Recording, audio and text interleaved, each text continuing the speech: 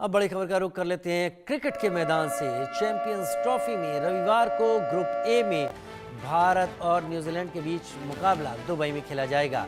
इस मुकाबले के साथ ग्रुप स्टेज की समाप्ति भी हो जाएगी।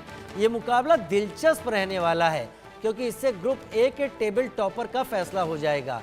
अब तक अजेय भारतीय टीम का फोकस स्पिन को बेहतर खेलने पर होगा। न्यूजीलैंड के खिलाफ इस मैच में उन खिलाड़ियों को मौका मिल सकता है जो अब तक बाहर बैठे हैं। रोहित शर्मा और मोहम्मद शमी के खेलने पर सबसे ज़्यादा संशय है। ऐसे में शमी की जगह अर्शदीप सिंह को मौका मिल सकता है। वहीं रोहित अगर नहीं खेलते तो शुभमन गिल कप्तानी करते देख सकते हैं। रोहित की जगह ऋषभ पंत को खिलाया जा सकता है। न्यूज रूम चलते हैं। रोहित पुनेठा मेरे साथ इस वक्त जुड़ गए हैं। रोहित, आप तो मेरे साथ जुड़ गए हैं, लेकिन खबर यह आ रही है कि रोहित शर्मा शायद टीम के साथ नहीं जुड़े। ये भारत की संभावनाओं को कमजोर करता है या भारत की सेकंड इन लाइन को परखने का एक बेहतरीन मौका देता है? देखिए राजीव, अब क्योंकि टीम इंडिया सेमीफाइनल में प्रवेश कर चुकी है तो कम से कम वो वाली दिक्कत नहीं है कि कोई मजबूत खिलाड़ी अगर टीम से बाहर होता है और दैट टू टीम इंडिया का कैप्टन, तो किसी भी तरह के कोई मॉरल पर कोई असर पड़ेगा या टीम के परफॉर्मेंस पर कोई असर पड़ेगा। लेकिन दूसरा फैक्टर इसमें यह है कि रोहित शर्मा की तबीयत भी थोड़ी सी नासाज है क्योंकि दुबई में ये पूरा जो टूर्नामेंट है वो खेला जा रहा है और आपको पता है कि अब दुबई में जो सीजन है वो चेंज हो रहा है, तो काफी गर्मी पड़ रही है और खिलाड़ियों को हमने देखा भी है मैदान में कि कुछ असहज हो जाते हैं खेलते हुए। तो वही गर्मी के चलते डिहाइड्रेशन की शिकायत भी है रोहित शर्मा को, पूरी तरह से वो फिट नहीं है और इसीलिए रोहित शर्मा ने यह फैसला लिया है कि वो इस मैच में ना खेले और उन्होंने टीम मैनेजमेंट को भी इस बारे में बताया, जिस पर सहमति बनी। और अब ये जानकारी मिल रही है कि रोहित शर्मा नहीं खेलेंगे अगला, क्योंकि अब आगे सेमीफाइनल के लिए उनका फिट रहना बहुत जरूरी है क्योंकि सेमीफाइनल में एंट्री कर चुके हैं।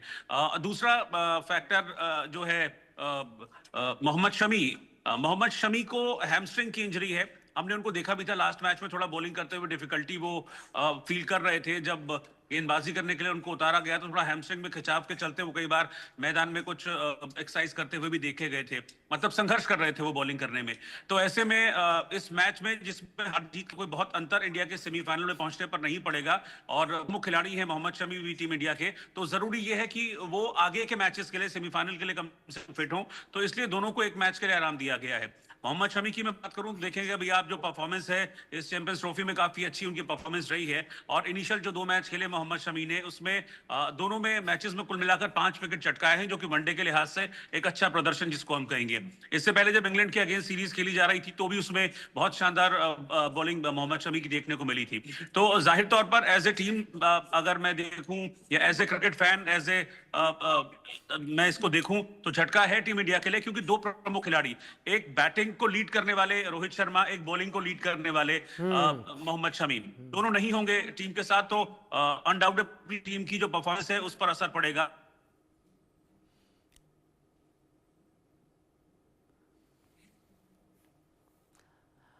मैं आता हूं आपके पास, आपकी आवाज़ इस वक्त नहीं आ रही है यहाँ पर, लेकिन हम आपकी बात से पूरी तरीके से इत्तेफाक रखते हैं रोहित कि मोहम्मद शमी और दूसरी तरफ रोहित शर्मा एक बैटर है और एक बॉलर है और दोनों लीड करते हैं और इन दोनों का नहीं होना असर तो डालेगा, उस जोश में असर डालेगा जो जोश अक्सर भारत के मैचों में भारत की तरफ से दिखाई पड़ता है।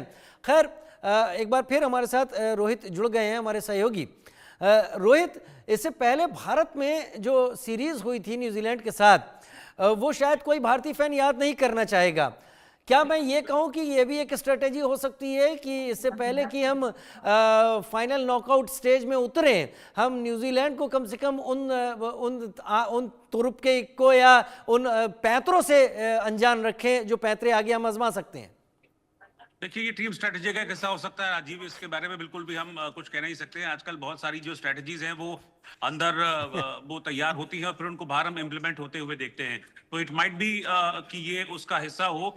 लेकिन मुझे लगता है कि टीम इंडिया की कोशिश ये रहेगी कि भले ही अगर रोहित और शमी ना खेले फिर भी इस मैच को हम जीतें, क्योंकि टीम इंडिया अभी तक इस जो ग्रुप है, जो ग्रुप की टैली है, तो न्यूजीलैंड उसको टॉप कर रहा है। भारत जीतता है इस मैच को तो टॉप पे भारत आ जाएगा। तो मुझे लगता है कि टीम इंडिया इसी एक जेस्टेंस के साथ अंदर सेमीफाइनल में जाना चाहेगी कि वो अनबीटेबल सेमीफाइनल में पहुंचे हैं, ताकि वहां पर जो टीम का एक टेम्पो है, एक मोरल है, वो पूरी तरह से हाई रहे। तो मुझे लगता है कि मैदान पर रोहित और शमी अगर नहीं भी होंगे तो भी अर्शदीप और शुभमन गिल शायद उनकी कमी ना हमको खलने दें और एक अच्छा मैच देखने को मिले। और वैसे भी न्यूजीलैंड के अगेंस्ट जो मैचेस होते हैं भारत के बहुत इंटरेस्टिंग होते हैं। सबसे खास बात यह है कि न्यूजीलैंड की टीम जिसको बड़ा कमजोर करके कई बार आका जाता था, लेकिन अपनी ताकत को हर मौकों पर न्यूजीलैंड की टीम ने दिखाया है। और उनकी टीम में जिस तरीके से बैट्समैन है वो परफॉर्मेंस कर रहे हैं न्यूजीलैंड की टीम के, और खासतौर पर जो उनके दो स्पिनर हैं, सेंटनर को मैं खासतौर पर यहाँ पर जिक्र करना चाहूंगा। अभी जो दो लास्ट मैचेस हुए हैं राजीव, आपने देखा कि उसमें जो स्पिन है उसके अगेंस्ट थोड़ा सा भारत के बल्लेबाजों को थोड़ा सा प्रॉब्लम हुई, चाहे वो पाकिस्तान के स्पिनर की मैं बात करूं या फिर बांग्लादेश के स्पिनर्स की बात करूं। तो जो हमारे लीडिंग बल्लेबाज हैं, लीडिंग बैट्समैन हैं, वो भी स्पिनर्स को बहुत संभल संभल के खेल रहे थे। तो ऐसे में सेंटनर को बहुत संभल के खेलना होगा, जो हमारी बैटिंग स्ट्रेटजी है, और संभल के रहना भी पड़ेगा न्यूजीलैंड के अगेंस्ट। तो मुझे लगता है कि मुकाबला बड़ा दिलचस्प होगा, लेकिन हाँ ऑब्वियसली रोहित शर्मा नहीं होंगे और मोहम्मद शमी नहीं होंगे तो कहीं ना कहीं कुछ फीकापन जरूर आएगा। लेकिन ये क्रिकेट है और क्रिकेट में अनिश्चितताएं रहती हैं हमेशा। तो ये अनिश्चितता अभी बनी हुई है दोनों के खेलने को लेकर। ये कल ही पूरी तरह से फाइनल होगा कि जो